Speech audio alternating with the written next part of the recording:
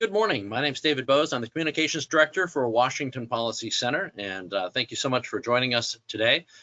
This is one of our special Wednesday webinars. It's part of our Solutions series, and we've made our Solutions series usually in-person events virtual for obvious reasons. And we've been conducting them more often to make up for our lack of person-to-person contact during the COVID-19 shutdown. And we thank you for joining us today. We're going to talk about transportation, the impact of COVID-19 on transportation and transportation trends. We'll also take a look at the ag section, the ag business component to the Washington State economy with our Initiative on Agriculture Director, Pam Lewison. The way it'll work is first I'll be introducing Mariya Frost, our Coles Center for Transportation Director. She'll deliver some opening comments.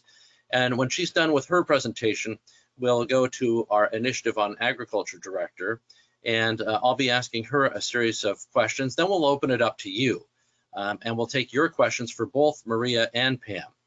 You can ask questions at any time during any point in the broadcast, or even right now if you had a question you've been saving up. Just use the question function on the right-hand side of your screen. It's in the toolbox for your GoToWebinar. It's a GoToWebinar function there, or the chat room. And just send us your question. You can also email it to me if that's easier for you at D as in David, Bose, B as in boy, O, Z as in zebra, E as in egg, dbose@washingtonpolicy.org.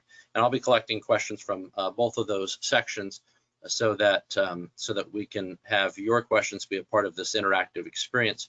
Also, I should let you know we do have, in addition to another webinar every Wednesday coming up, which I'd encourage you to register early for.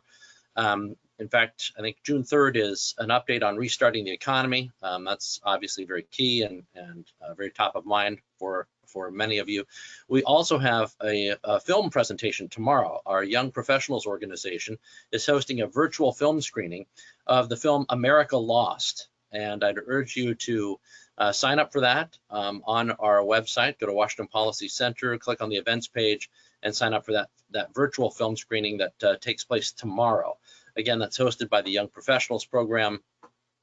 It's with Chris Rufo, the film's director, who's a very interesting person who will be answering questions as well. So join them, grab a drink and join them for their virtual film screening for the Young Professionals program.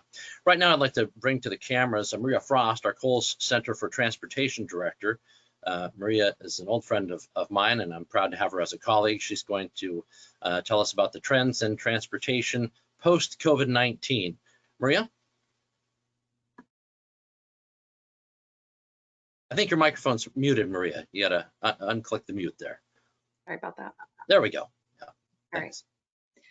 So thank you so much for joining us this morning. I'm going to give a very high-level overview of transportation policy and COVID-19, specifically travel trends that we're seeing, what survey data is available to show a shift in travel preferences post-COVID-19, and what are some of the policy recommendations that we are considering moving forward.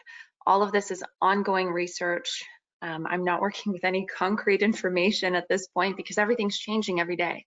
And so it's been a very, very interesting research experience for me personally. So with that, we'll jump right in. So as far as roads are concerned, they look a lot like what we dream of them looking when we are sitting in horrific traffic on our way to work in the mornings and on our way home in the evenings. Unfortunately, that increased throughput, or rather the vacancy that we see on our roads, is also representative of a really devastating economic impact that has been felt all around our region. We know that vehicle miles traveled are attached to economic activity, and so it's a very kind of interesting situation in that sense. And so we've been looking at data when the stay-at-home order was first put into place and how travel has picked up since then. So in late March and early April, we saw traffic volumes cut in half across the Puget Sound. And after the shelter-in-place order was issued in On March 23rd, traffic volumes dropped by 65% on I-405 and on I-90, and by 77% on State Route 520. Traffic on I-5 through Everett declined by 56%. Despite those reduced traffic volumes, the Washington State Department of Transportation found that our roads are still very sensitive to difficult driving conditions or accidents. So there was an accident in Seattle that resulted in the closure of 2 left lanes. And though that accident was cleared by 7 a.m., it resulted in increased commute times of 30 to 40 minutes. Nationally, according to INRIX is a traffic data company. They're a global company, but they're based right here in the Puget Sound in Kirkland. In 1 week between March 13th and 20th, traffic went from less congestion to basically free flow conditions in 25 of our largest metropolitan cities in the United States. Traffic flows have exceeded the speed limit during peak evening hours, which I think is remarkable. That's when we experience some of the worst gridlock. According to INRIX, travel speeds in Seattle increased by 23% in the morning and 38% in the evening. Of course, those numbers are going to drop as travel picks up and as our state begins to reopen in the coming season. Public transit has not recovered as well. Now, they are under different restrictions than drivers are. So looking just at Sound Transit, their total system ridership declined nearly 70% before the agency seriously started to consider service reductions. According to the Department of Transportation, they're at about 87% below baseline, which is 2019 data. They have not, again, seen that recovery yet. Now, it is important, I think, to note that transit ridership was declining across the country before COVID-19. Sound Transit was an exception, but experts credit that to the Amazon boom, which they also believe is a one-off occurrence. So there was already kind of a hit nationally to transit ridership, and of course that was made worse by the pandemic. And so transit agencies are really struggling, trying to understand how to make these numbers add up in the long term. I do think it's difficult to measure the impact of COVID-19 on transit ridership in the long term because of the restrictions that are in place and because of ridership losses that I don't know will necessarily be recovered given concerns about public health and safety and also shifts in travel preferences. Before I jump into the shifts in travel preferences, I wanted to share this resource with you that I saw at a Joint Transportation Committee meeting that I think is really useful, and I don't know if it's been marketed as well. It is a resource on our Department of Transportation website, and the link is above on the slide. And I'm going to share a couple screenshots of the kind of data that they're providing in real time that I think is really useful and informative. So here's a screenshot of where we're at with highway traffic based on compared to the 2019 baseline. So you're seeing a very kind of a steep dip in travel in late March, and then we are seeing a slow but steady recovery. And so we're at about 22% below baseline. And then if you look down below where you're seeing the data broken up by highway and county and the traffic count location and by date. And so you can see how travel is changing from kind of the start of the stay-at-home order to now. Here's a similar screenshot except for transit ridership. So statewide, transit ridership is at 64% below the 2019 baseline. And so you can see the breakdown below by transit agency. For Sound Transit, you'd have to scroll down. They're at about, according to DOT, Sound Transit is it's at 87% below baseline, which I already shared. So I would encourage you to use that resource. It is really informative. There's a section where you can select which travel mode you're interested in looking at and analyzing the data. So we are expecting a shift in travel preferences once the crisis is over, and I don't know how long that will be. But IBM's Institute for Business Value conducted a survey of more than 25,000 consumers in the United States about their personal preferences related to mobility, shopping, work attendance, and more. And what they found was that people are planning on making significant changes in the way that they go about their lives and work in the wave of the virus. And so I want to share a couple of those data results. And so you'll see a change in your screen. I'm going to pull up some of those data points. So more than 20% of survey respondents who normally take transit said they no longer would, while 28% said they were going to take transit less frequently. More than 50% of survey respondents said they would use ride-sharing services less frequently or not at all. More than 17% said they are going to drive more because of the pandemic, and 25% said they would exclusively use their personal vehicle moving forward. About a third of respondents said that they're going to take the impact of COVID-19 into consideration before buying a vehicle. So about 25% said they're going to wait 6 months before making a purchase, which makes sense. That data point I do take into consideration, when I look at the numbers related to how many people say they're no longer going to take transit or are going to use a vehicle instead. We're not necessarily going to see vehicle purchases on the uptick immediately because of where the economy is. There's a little bit of hesitation there, understandably. Nearly 40% of respondents said they feel strongly that their employer should provide employee opt-in remote work options when returning to normal operation. And the most staggering survey result from this particular survey is that more than 75% of people said they want to telecommute at least occasionally, and more than half, 54%, said they want telecommuting to be their primary way of working. All right. So now we're going to talk about transportation policy considerations. Again, none of these are set in stone. Everything is theory, but these are areas that I think merit analysis and discussion. So the first on that list, the first two, I think, these are all co-equal. I don't consider them in any kind of ranking order, is the modernization and reform of the existing transit business model.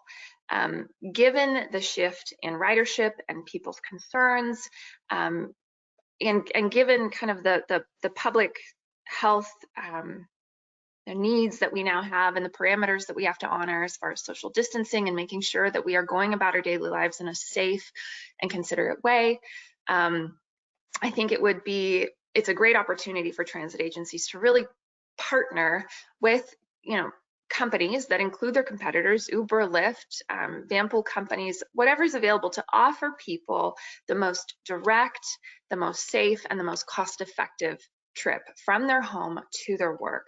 Ideally, that be direct in the sense that there not be a lot of stops or transfers. So contracting out all or some services, I do think that should be a serious consideration that is on the table.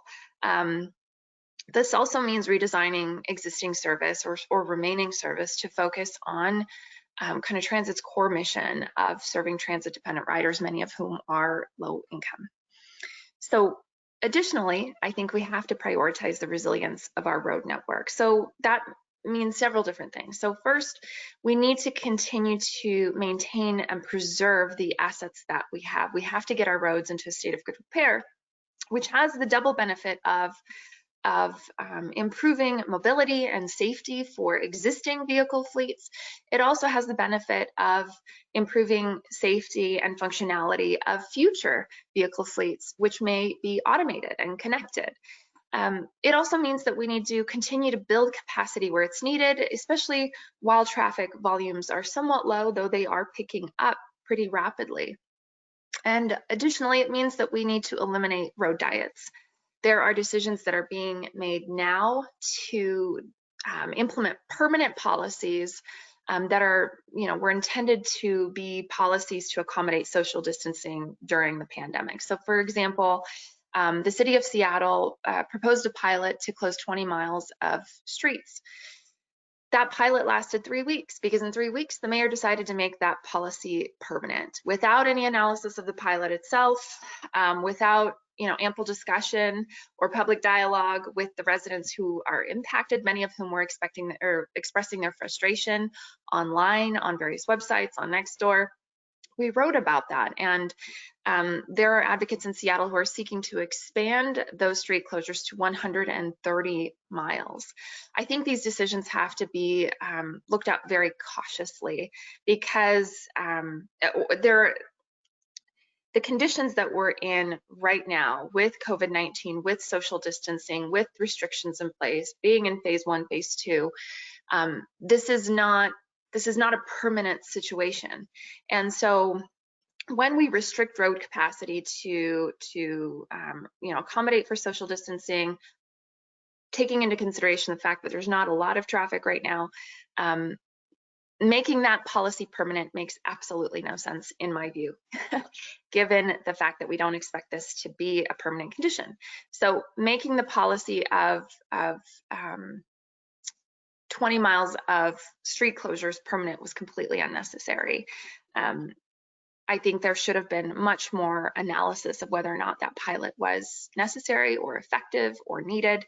None of that is happening. Across the nation, we're seeing trends of not just these road diets, but also partnerships with restaurants to give away parking spots and lots to restaurants to enable them to have open air cafes, to operate safely and reopen and have adequate social distancing in place. But again, that takes space from that takes curbside space from drivers, from folks who are handicapped, from delivery and pickup needs. And so these decisions, again, I want to emphasize, have to be tread very carefully.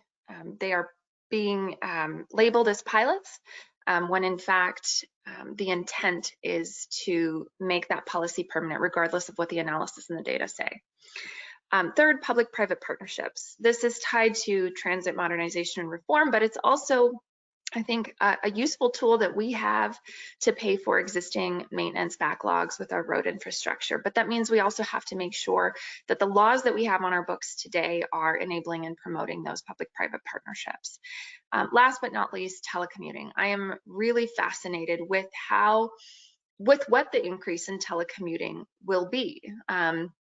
And how that will impact not just traffic congestion for people who don't have the option to work from home, or people who are in the freight industry, but also the impact that this will have on suburban and exurban living. Meaning, how will this work with current policies the Department of Transportation is promoting, smart growth policies to densify and to artificially restrict people to live near employment centers? I don't know that that'll be necessary. If you can telecommute, you can live wherever you want, for the most part, with the exception of having to come in for meetings or what have you. And so we are going to be tracking all of this very closely, the telecommuting data especially, to see how that can be a part of the solution as far as providing long-term traffic relief. There is certainly more to cover, but I'm going to stop there, and we can take questions later. Thank you very much. Thanks, Mariya. Great presentation. So remember, you can ask questions at any time. You can use the question function in the GoToWebinar toolbox on the right-hand side of your screen, or you can email me, dbose@washingtonpolicy.org. That's dbose@washingtonpolicy.org.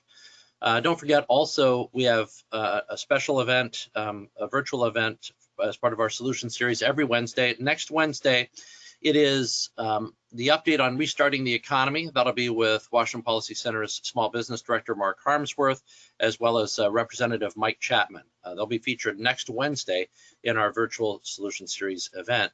And then, let's see, tomorrow night at 7 o'clock, our young professionals are hosting the virtual film screening of America Lost with filmmaker Chris Rufo.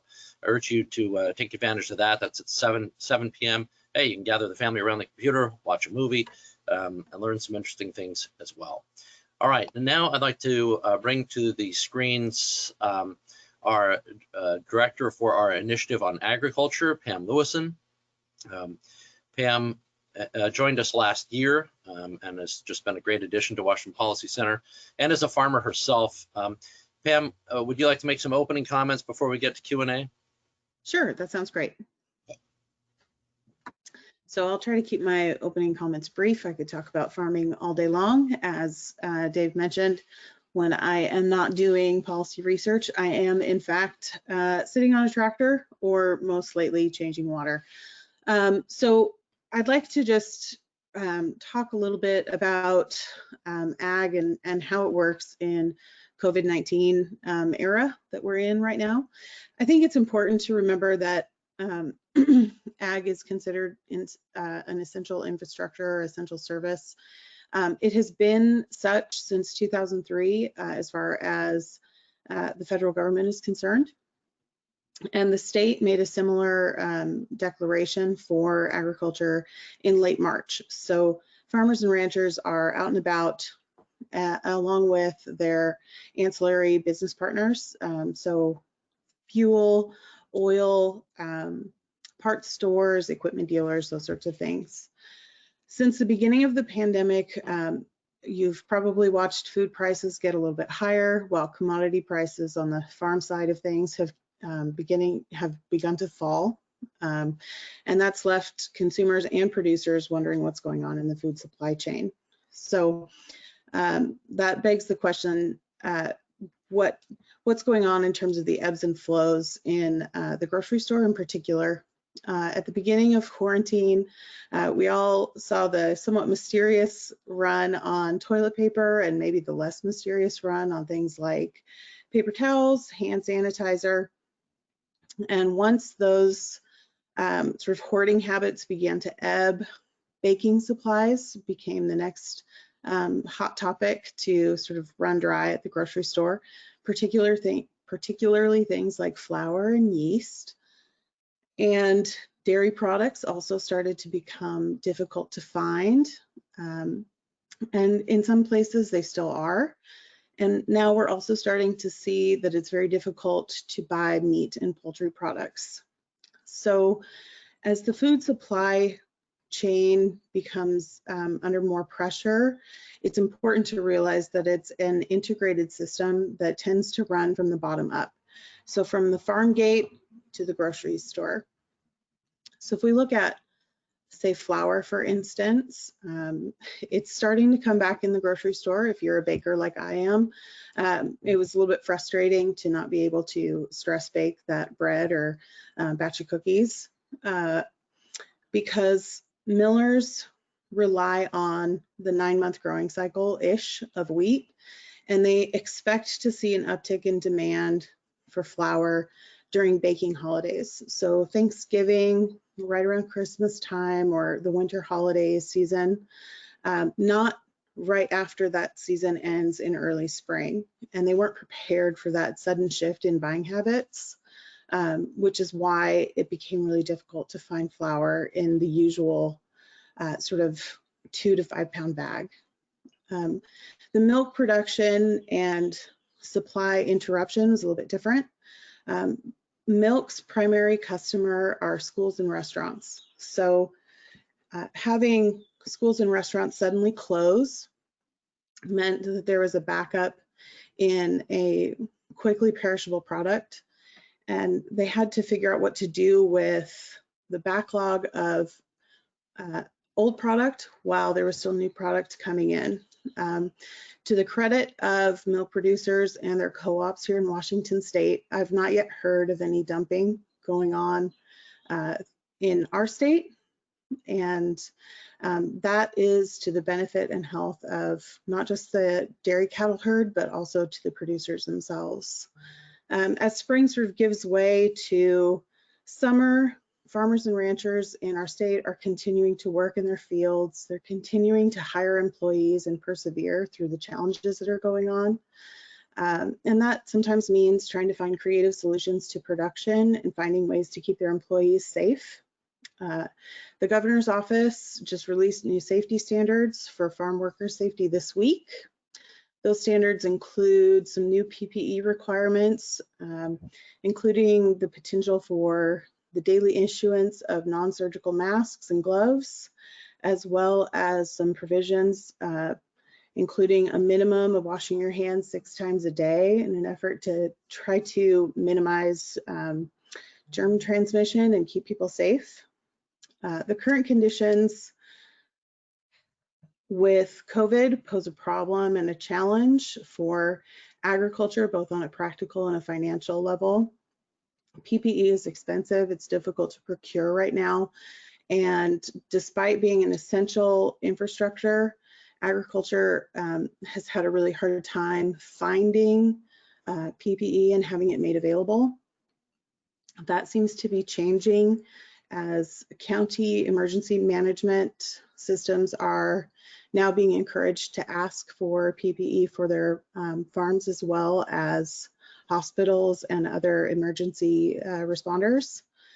And as we move forward through this summer and try to get into the latter phases of the emergency declaration, the important thing to remember is that the primary concern for farmers and ranchers is now and has always been to provide high quality products for consumers while also keeping their employees safe and keeping their businesses running. I think, Dave, I think you had some questions for me lined up. Always, Pam. One thing I just wanted to begin with, because I think most of the time, you know, I mean, you're a farmer and you're steeped in agriculture, but I think a lot of people kind of miss the importance of the ag sector in Washington State's overall economy. You know, just very briefly and ballpark, give us some context for how important agriculture is for all of Washington State in terms of its economic impact. So economically speaking, according to the last USDA census, I believe we're still second, right behind aerospace in terms of our impact. Agriculture employs approximately 164,000 people in Washington State. So we're you know, right behind sort of Boeing. We're about as important as it gets. You mentioned earlier, you addressed part of this challenge to the food supply chain, but why was the interruption there to begin with? I mean, you know, we've gone through, I mean, I take it that they include the ag sector in some of the practice kinds of drills for emergencies like a pandemic. You know, are there any lessons learned with this interruption? Why did it take place? What's the lesson here? Well, I think there's a couple different challenges going on with the supply chain. So, for example, let's look at meat and poultry production in particular. Ag is still a very people-driven industry, so every part of the supply chain has people involvement. It's not quite as mechanized as some people would think that it is. And when you have so many moving pieces that involve people and their person investment, you start to worry about the health that comes with that. So with meat in particular, some of the packing houses in Yakima and the Walla Walla area were running into health issues, which in turn slows down those facilities. So on the one end, you have cattle production that's maintaining a steady supply. And on the other side, you still have steady demand, but in the middle, you have a slowdown of the processing. So essentially, you don't have a way to get cattle processed into meat to market. So I think the best thing to do to try to address that supply slowdown is to get creative about how you access your food. There's certainly ways for you to find meat or produce that don't necessarily involve the grocery store. And you may find a cost savings in that too, if you are, you know, if you start looking more specifically at a butcher shop or something like that. Well, unrelated to meat, but related to the shortage issue at my local grocery store, and I know this was true for many in the Pacific Northwest. You know, there was, for a long time, they've removed it now, but for a number of weeks it was a limit of 2 gallons of milk or 2 milk items per purchase, which I've got 3 kids, so that was not that meant I was going to the store far more often than I needed to go. What was the purpose of that? Was it on the production side of things, or why was that happening, and what was the impact of that? I think in my view, there should not ever have been a limit on the purchase of dairy in particular. I think the original intent of that was to avoid a potential shortage similar to what they were seeing with some of those paper product supplies. But overall, I think what it did was hurt dairymen in particular because of the backlog they had in the supply chain. So if anything, it should have been the opposite. It said, hey, come get your 6 gallons of milk.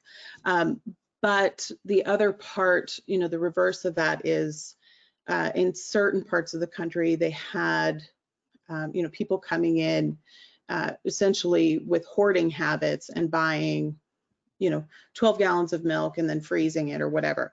So I think it sort of was community dependent and should have been treated situationally rather than what we had, which was this widespread limiting of purchasing that should never have occurred, in my opinion.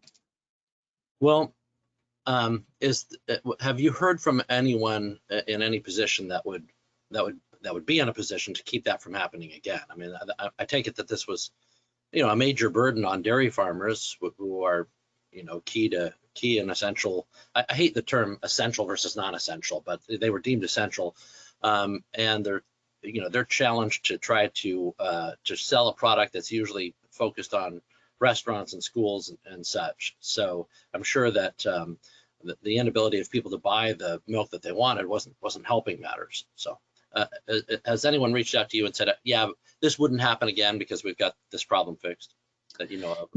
No, it hasn't. And I think, I think the question with dairy in particular is a little bit different. As an industry, they've sort of been the walking wounded for the last 5 years or so, or potentially more than that, because of a shift sort of in just buying habits in general. But I think that what we need to be cognizant of particularly with such a perishable item as liquid milk is that it continues to be produced. So when you have schools closed or you have restaurants closed or both, that milk still has to go somewhere. You don't go out to a dairy farm and turn a cow off. Right. That cow is still producing milk.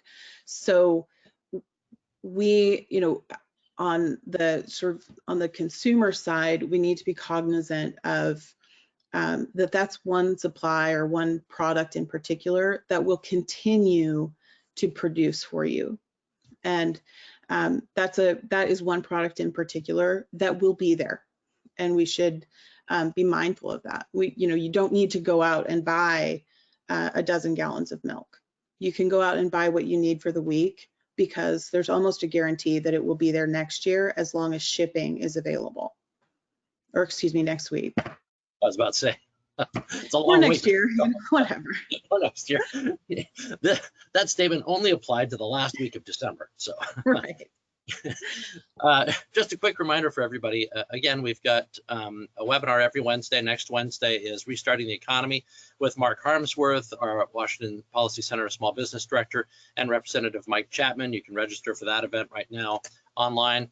You also have the opportunity for our film screening tomorrow night at 7 o'clock. That's with the film America Lost by Chris Rufo. Our young professionals are hosting that, so I urge you to sign up for that and share it with friends as well. If you have questions for Mariya Frost, our Cole Center for Transportation Director, or for Pam Lewison, the question function in the GoToWebinar toolbox is right there, should be on the right-hand side of your screen. Easy to ask the question there, or you can email me, dbose@washingtonpolicy.org. I'm going to ask Pam just a couple more questions, then I'm going to bring Mariya back and open it up to everyone. So I urge you to get your questions in now. We usually have more questions than can be answered within the hour. So I wanted to ask you real quickly, because I know that this was a big issue with you, Pam, on the H-2A workers. What's happening with the temporary and H-2A workers at this point? Sure. So right now, as I mentioned in my opening comments, there have been new safety standards that have been issued by the governor's office, specifically related to how we're going to deal with workplace safety, particularly because they're starting to see some outbreaks in meat packing and fruit packing houses in the Yakima Valley area and in Walla Walla and some of the other packing facilities that we're seeing around the state. And those have to do a lot with sort of putting up barriers between workers and discouraging people from eating together in lunchrooms, you know, increased hand washing and some of those other things.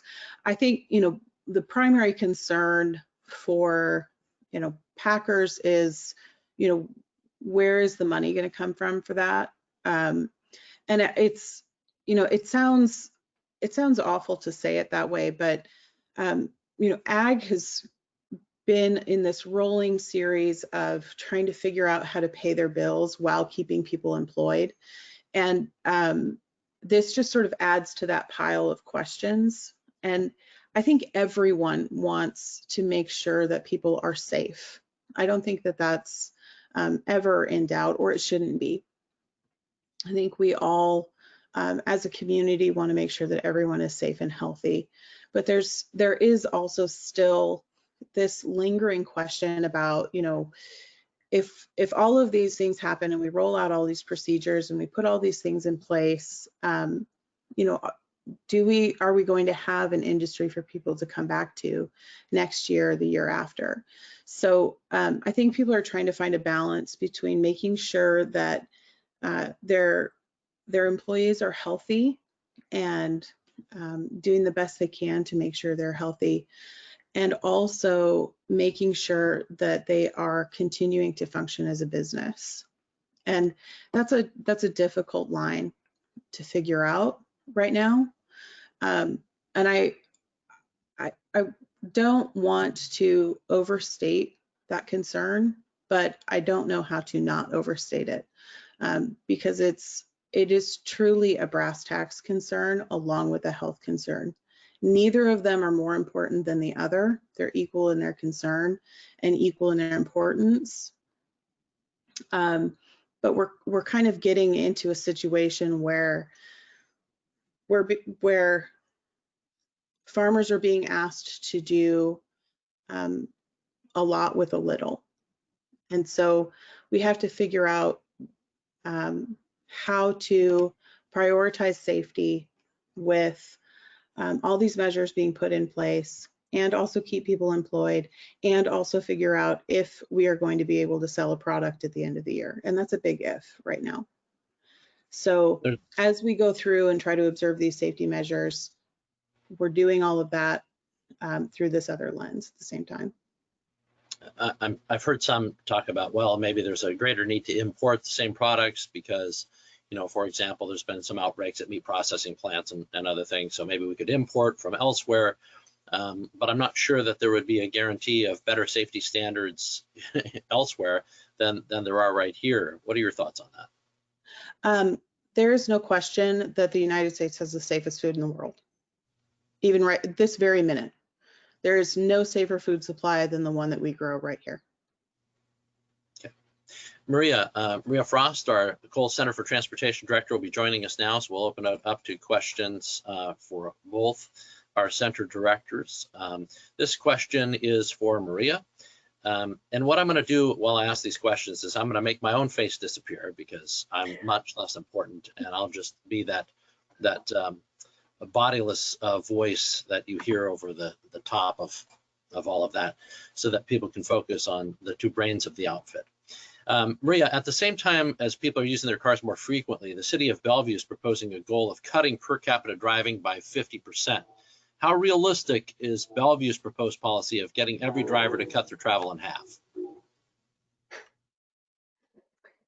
I'm curious what the assumptions are in that report. I haven't looked at that specifically, but in general, our view on policies that seek to reduce how much people travel is that rather than prioritizing the reduction of VMT, we should be prioritizing traffic congestion relief.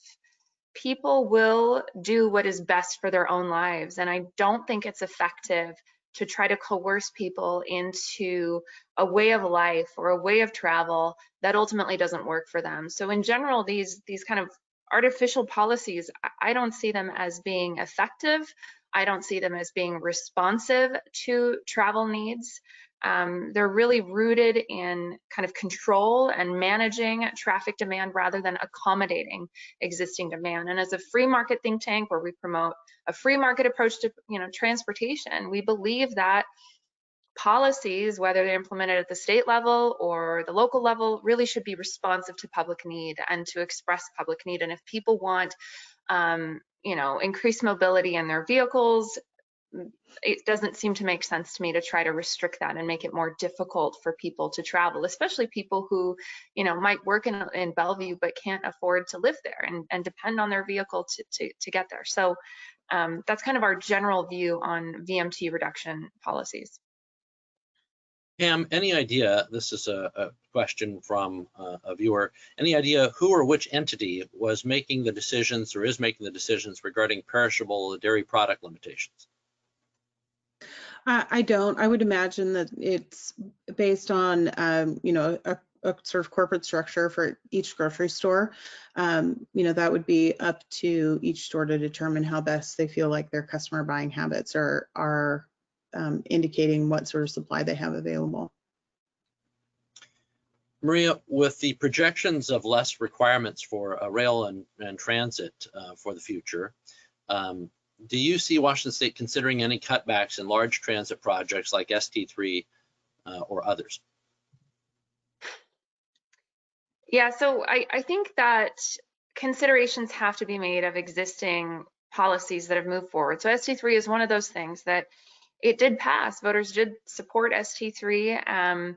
This was all pre-COVID, and I think there should be a conversation about whether that expansion, especially post-COVID, is a useful or helpful way to spend an enormous amount of public dollars.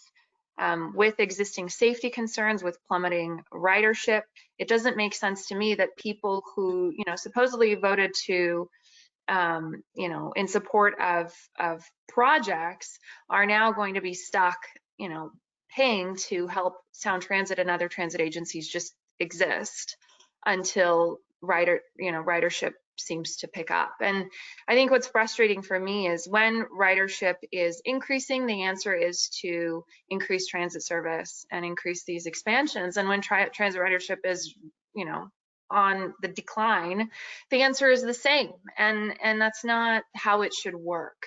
I think that agencies should really right-size their services to existing ridership. And while that ridership is low, rather than expanding light rail, I think transit agencies should really, like I said earlier, be looking to creative partnerships to move people around in safer and more cost-effective ways. Here's kind of a related question, Mariya, a follow-up of sorts. It's clear there's a huge opportunity cost of spending so much tax money on transit when the roads are falling apart. Should existing transit taxes be repurposed, or could they be repurposed to pay for things like replacing the West Seattle Bridge? I mean, I imagine they could be. There would have to be, policy changes enacted by lawmakers.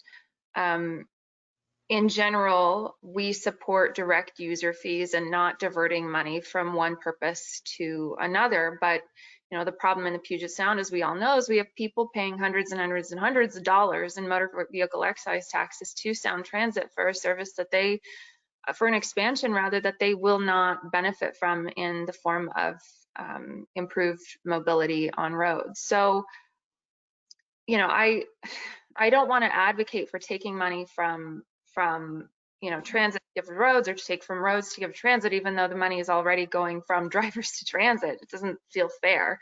I would certainly support more direct user fees, and I absolutely support Department of Transportation focusing their energies less on transit expansion and active transportation and more on being the best road to agency that they can be, which is what we need right now. We have transit advocates and transit agencies. We need a road agency that can do their job and get our roads into a state of good repair and keep people moving. Pam, one of the things you brought up was the question of whether or not the agricultural, certain sectors of the agricultural industry would survive the aftermath of this pandemic and the economic retraction. I'm just going to paraphrase a couple of questions here, which is basically, do you really expect farmers and ranchers to be able to survive the pandemic? And isn't it a question of not whether or not specific, smaller farmers will survive, but what the survival will look like, since everybody's going to want beef and need food, so it will exist in some capacity. So what's the real concern, rather than it just disappearing? What's your real concern as far as what it will look like? So I think, obviously agriculture will survive somehow. We've survived several downturns all over the place. I think in this particular instance, this is one of those rare moments in modern agriculture when being a small farm is of benefit to you, because you don't have the overhead of a lot of employees. And so you're able to make some choices about how you choose to spend your money and how you choose to weather the economic storm a little bit differently than some larger entities who maybe have, a fair number of employees that they're having to determine, how to employ long-term, or whether they employ them long-term, or consider switching to mechanized pickers, or what they can do to remove some of their overhead costs in the long term. And I do think that as we move into sort of the next stages of what agriculture begins to look like post-COVID, we may see sort of something a little bit more like direct marketing, where farmers and ranchers start to reach out directly to consumers rather than going through that sort of supply chain that we've become accustomed to. You might see more sort of roadside stands, or you might see more folks who are dealing directly with that rancher to access their meat. I think that there's going to be some sort of shift that looks more at direct consumer to farmer contact in some shape or form. I don't know what that looks like just yet, but the economic benefit goes both ways in that instance. Farmers and ranchers see more of a direct benefit, and so do consumers, because they get to understand again where their food comes from more directly, and they also will see a cost savings in that, because they're not having to pay every single person between the farm gate and their plate. And so both people in that transaction are going to see some benefit from that. I've given it a lot of thought sitting out in the field while I'm doing farm work, but what that looks like on a policy level, or how that looks in the grander scheme of things, I'm just not sure yet. I don't know that anybody is. Do you think that the economic retraction and the aftermath of the COVID-19 pandemic, do you think it lends itself to a greater understanding of agricultural issues by urban politicians, or do you think that the divide remains the same and will remain the same post recovery? I hope that it will sort of enlighten some people about the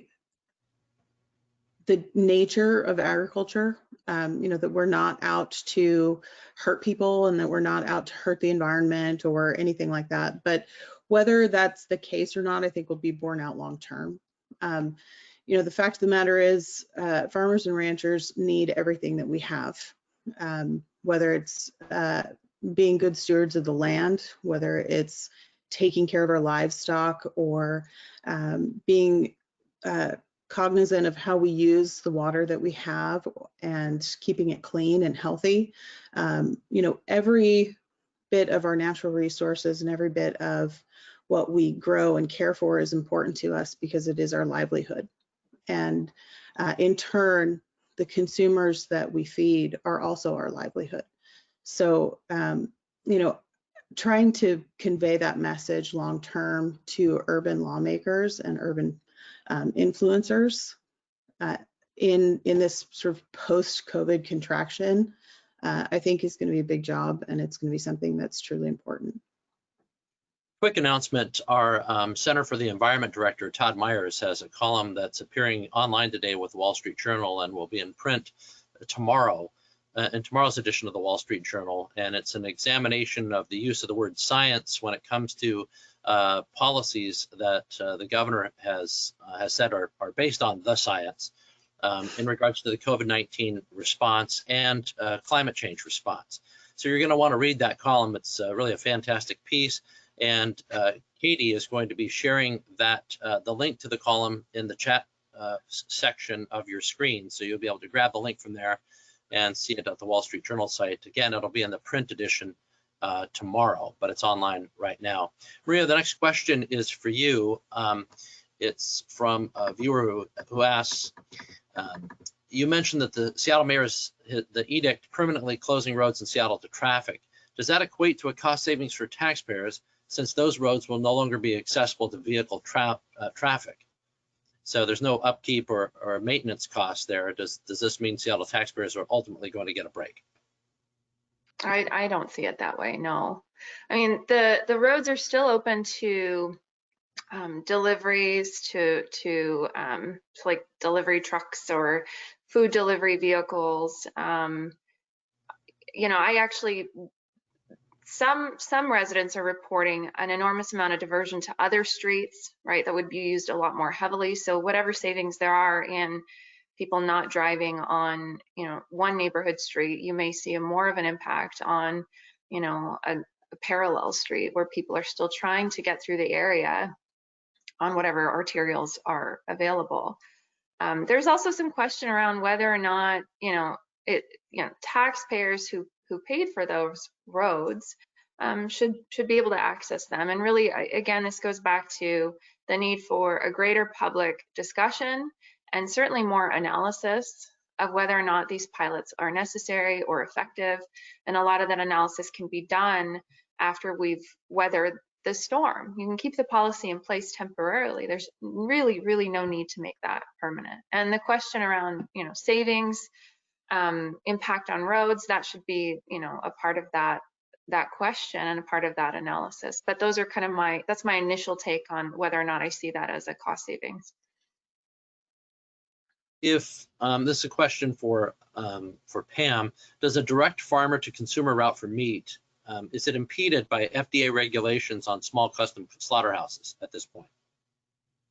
It's not. So Senator Erickson had a lovely bill that went through this in the 2020 session that helped make direct marketing much easier for small and mid-sized meat packers. So essentially, it makes it so that a regular person can contact a cattle rancher or sheep farmer, whatever you'd like, and get that direct sale.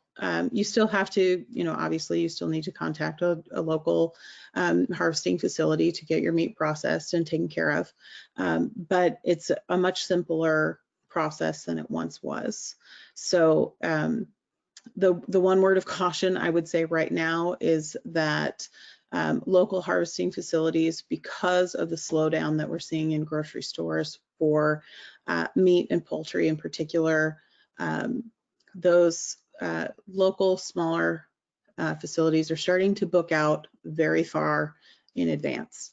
So if that's something that any viewer is considering, they need to call their local shop and see how far out they're looking for appointments. I know the place just down the road from me is already booked out about 6 months ahead, which is uncommon. Normally, I could call them and get an appointment in less than 10 days. How can we encourage our big grocery source meat and produce from U.S. farmers first before importing meat and in-season produce from other countries? Our farm gate prices are really low, but the grocers are saying the U.S. products are more expensive than foreign source products. How is the lawsuit in the beef industry helping people understand the problems in the U.S. grocery versus ag? It's a lot wrapped up in one question there. Yes. So, it's sort of a purveyor. So let me chunk that up a little bit here. So the produce access question has a lot to do with demand. I would like to advocate that we all start considering looking more at how we eat in terms of accessing things that are a little bit more seasonal. It's difficult to do. Everybody likes to go to the grocery store in December and try and get strawberries. That is not seasonal eating, but we have all become conditioned to it because you can get strawberries from Brazil in December. If we're going to push for this idea that everything has to be US grown, we have to understand that that puts us in a bind because American agriculture grows too much to feed ourselves first and then demand that other countries take what we have in excess. So trade is sort of a give and take, and we have to understand that give and take means that we have to take what other countries have also if we want to continue to have beneficial trade partnerships. It gets to be a very sticky situation when you say, no, I only want to give you what I have. I'm not going to take anything from you. It's not any different than if you have 2 kids and you want them to share. Sometimes there's some give and take in that. So we have to be mindful that it can't always be a one-way street. That's the first part of that. And we can encourage and advocate that. I would suggest, Washington State, we grow 300 plus commodities in this state. Your first stop, if you're wanting to really try to support what we have here, should be a farmer's market or a farm stand or something like that. See what's available seasonally. An example that I use all the time is asparagus. Asparagus in Washington is grown and ripe between mid-April and the end of May. That is it. So if you are getting asparagus in August, you're not getting it from here. The other part of that question about the beef lawsuit, we all need to understand that I am all for making sure that we are eating US grown products when it is available. However, US beef producers are great, superb, I would in fact argue the best in the world at growing lean beef. We have no choice but to import cattle from other places because as a country, we eat more ground beef per capita than any other cut available. Ground beef requires fat.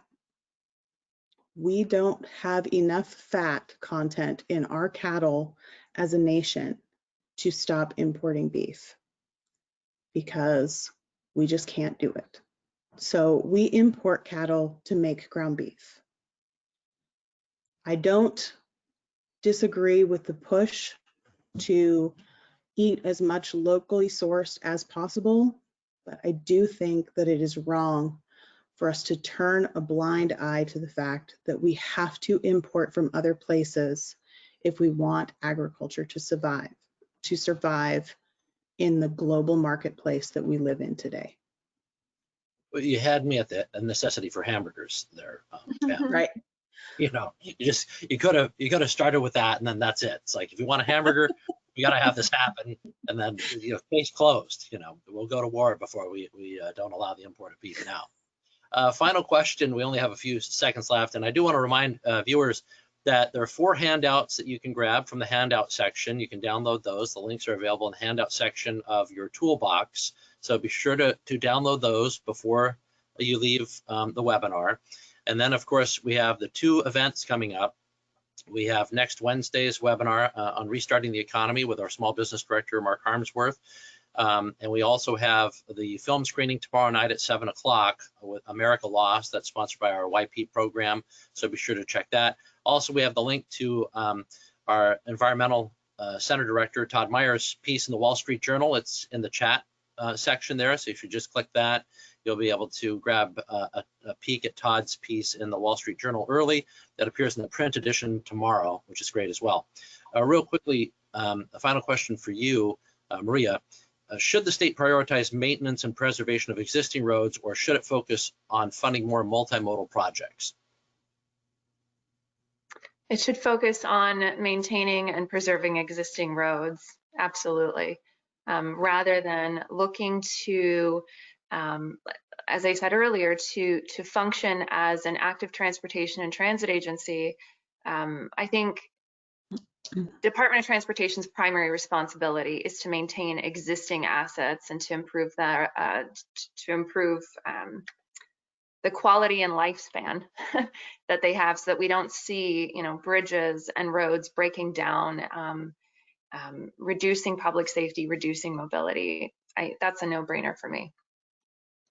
Well, thank you both for spending the hour today. Pam, thank you for your insights into the ag sector, the Washington economy. Mariya, as always, interesting to speak with you about transportation policy, the frustrating aspects of transportation policy here in Washington State. And I'm sure we'll be having you both join us again for a future Wednesday webinar as part of our virtual solution series. For everyone else, thank you so much for joining us today. The audio and video of this presentation will be available on our YouTube site and via our podcast, so be sure to grab that if you want to refresh your view or share this presentation with anyone. And be sure to join us next week and tomorrow for the film screening. Thanks so much for making the time.